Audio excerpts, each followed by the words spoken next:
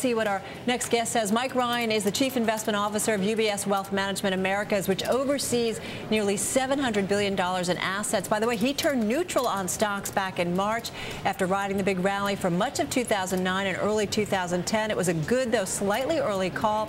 Keep in mind the S&P 500 has been falling since late April. Mike, good to have you here on Street Smart. So let me ask you, I mean, what do you think, in terms of the action we're seeing today, is it just a short covering move that's kind of given some support, a little bit of support to stocks? Well, it's hard to say if it's a short covering rally or if there's actually some real money coming in, but I still don't want to make too much of the fact that we've bounced off the bottoms here.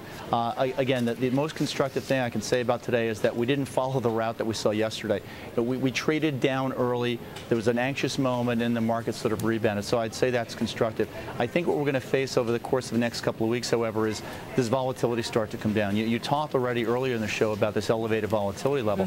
The VIX has come off the high, but it's still at levels that would have been higher than any other crisis prior to Lehman. So we're still talking about crisis level volatility in the market at this point. You know, it can go up very quickly, it can come down very quickly. Are you anticipating that that's what we'll see in terms of the VIX?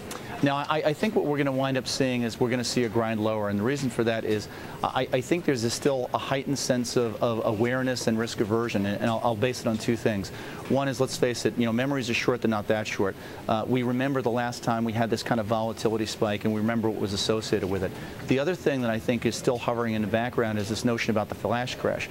The problem there is that we're still not 100% certain about A, what caused it, and A, what will address the problem from recurring in the future. So until we can get some clarity around that, I still think there's going to be a level of skepticism and cynicism with regard to the market positioning right now. Isn't it, Mike, you say you want to see the VIX come down, you want to see Treasury rates stop falling, you want to see the TED spread narrow, but if you have cash to put to work, these aren't exactly horrible things, right? I mean, a lot of volatility and a lot of fear in the markets is kind of a good thing when you're investing.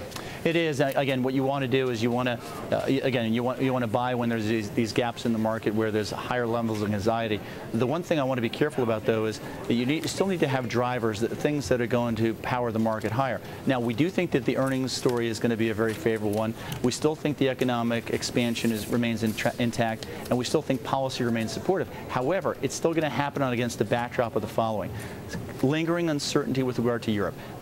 Again, even as we see the German parliament passing the bailout package, we still have uncertainty about some of the structural issues in Europe. And let's also not forget, we're increasingly concerned about this potential slowdown in China and what that'll mean for growth prospects globally.